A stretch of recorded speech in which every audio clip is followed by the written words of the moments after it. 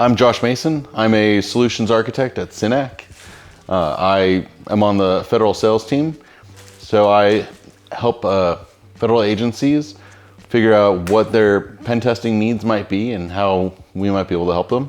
I also run a couple nonprofits, and biggest one right now, New Village for DEF CON. Yep.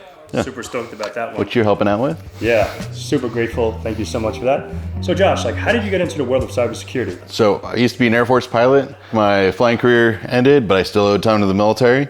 They needed folks in cybersecurity, so they trained me up, got everything through Sec Plus. I was a cyber warfare officer and flight commander, and then got out of the military, taught cyber for the military, taught cyber at eLearn Security INE. Now I'm here.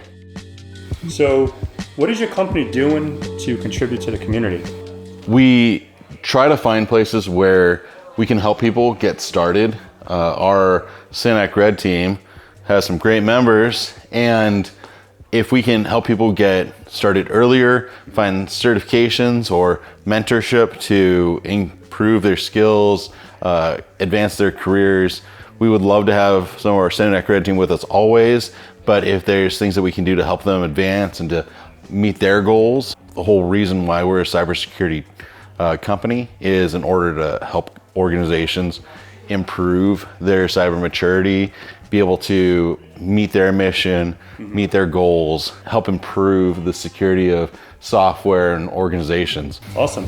Thank you. So how did you hear about HackSpaceCon? I found out about HackSpaceCon a couple years ago when it first came out.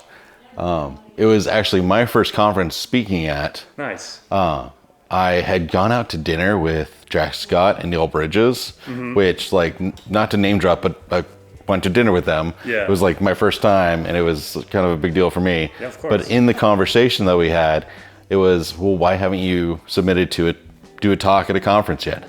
I got home, I saw HackSpaceCon. The CFP was right there on LinkedIn. I felt like it was a sign. It's at Kennedy Space Center. I was in the Air Force. My wife wanted to be an astronaut. I was like, I gotta do this. Yeah. Put in for the talk. Wasn't sure it was gonna get picked up. And then Got accepted. met Dan and Ken, and Awesome folks. life changed. So what do you think the future of cybersecurity is? A lot of the challenges that we face in cybersecurity are not new. Information security is as old as time. Not to drop too much, I'm also writing a book, and some of the things that I introduce, it's a beginner's guide to cybersecurity, is the concept that a lot of the things that we think about inside, like cybersecurity, information security, those same concepts of how attackers get in and how you defend against things go back to myths of Greek mythology or the Bible, or even some of the older religions and mythology of people hold onto information or fruit from an orchard or a garden, and there aren't protections in place. Someone gets in, gains access to it, and then physical administrative controls come up into place after the fact, and gosh, isn't that what we face on a regular basis? Sure. You hear about a breach, and then someone's like, oh, we should get this tool and this tool and this tool and have these rules set in place.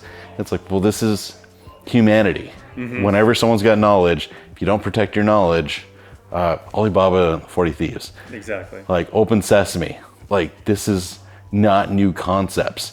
It's gonna be, we've given robots or AI access to files, and if we're not careful with who we give access to that bot or that AI, are they going to be able to exfiltrate data from us? And that's happening right now. I don't even know what's going to happen in the future, but it's going to be something of that same flavor. It's going to be, make sure you're always proactive versus reactive. Exactly. That's the ultimate of the story. Awesome. So what is your company doing to stay innovative? Our CTO at Synac is constantly thinking, how can we become part of the fabric of what an organization's doing? There's this concept in cybersecurity tools and sales of best of breed versus platform. That's the idea of one tool to rule them all. Like we do all of your things. Yeah. Or we're the best at this specific thing. And which one do you want to be in the market? Our goal, we know we're already best in breed for what we do. Instead, it's about becoming part of the fabric of an organization so that seamlessly, if they've got something for vulnerability management and something for patch management, and then in the middle, they're manually having to find pen testers and take those reports, plug them into their system. If we can smooth that process with scanning with AI or other tools or the tools that they already have, take that information, put it into the platform. Now you've got the scan results and then be able to plug that into pen testers who can then prove exploitability of those things, triage that, and then push it back over to ServiceNow, Splunk, wherever they're taking their vulnerability data to then track how are we patching, how are we mitigating, who's handling these tickets. If it can just become seamless for an organization where they don't have to figure something out, if we can make that faster, more effective, then we make cybersecurity more part of the business than currently where it's been for a while. Everyone sees it as an additional thing. If we can shift that so that it's part of making the organization run, I think we'll do better. Awesome. Thank you. Appreciate it, Josh. 方瑶, 方瑶. We did the interview in Mandarin. Yeah.